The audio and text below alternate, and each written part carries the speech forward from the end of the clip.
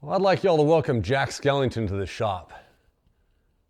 He's a 13-foot tall figurine in a couple different things. I think there's a Halloween and a Christmas cartoon that he's in.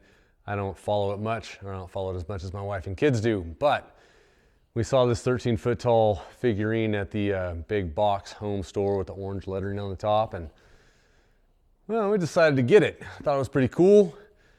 It does have a little box on his leg that makes his mouth move while a song goes off, and I think it lights up his bow tie.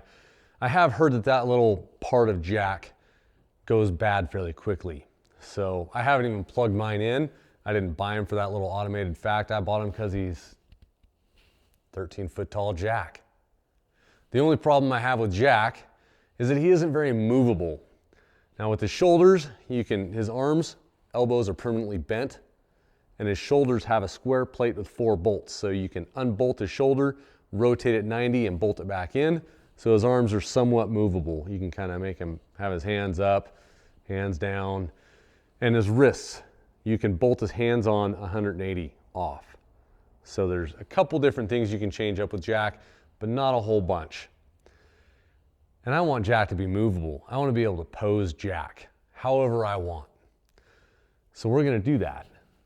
We're going to give Jack some real shoulder joints, real elbow joints, knee joints, hip joints, so that we can pose Jack however we want. The only downfall to this is that right now, Jack can stand up and be 13 foot tall. When we get done putting joints in him, he's not going to be able to stand up unless he's holding onto something or leaning up against something. So we're going to lose a little bit, but I think we're going to gain much, much more. So first thing we have to do with Jack here is get his clothes off so we can get to the skeleton part of Jack and give him some joints.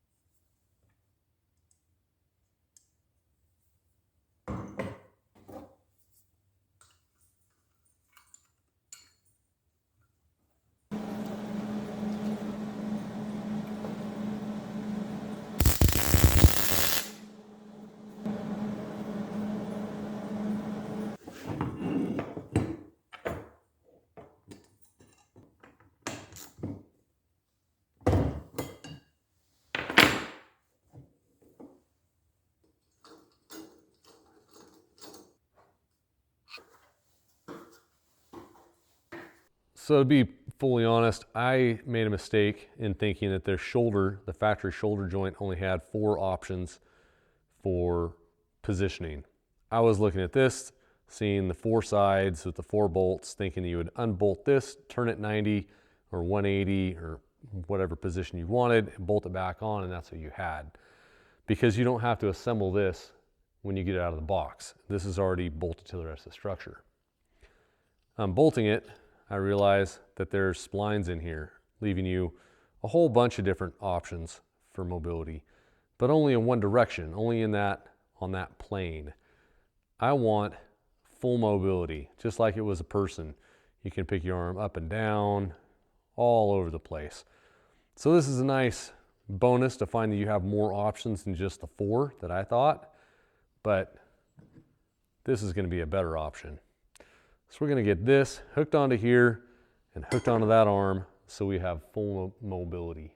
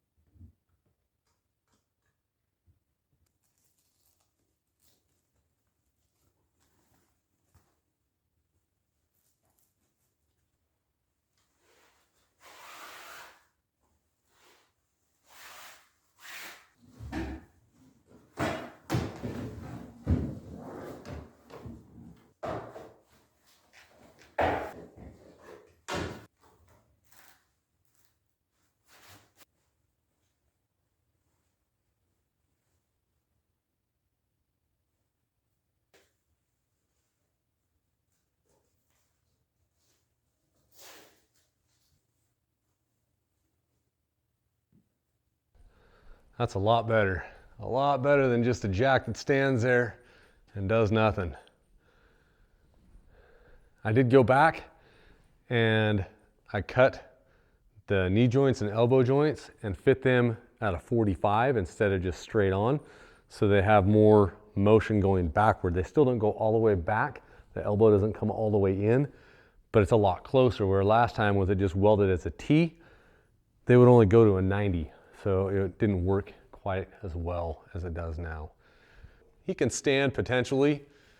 Might need a rope from that little hook in the back. He's got a hook right about mid-back for that cable that went up and over. I left that eye bolt, that eye hook on the structure. So if I needed to, I could take maybe a black belt and wrap through that hook and around a tree to help hold him to a tree, so he's kind of peeking out from behind a tree. Something, there's plenty of ideas, just in time for Halloween. Until next time, go make something. Come on, Candy, let's go.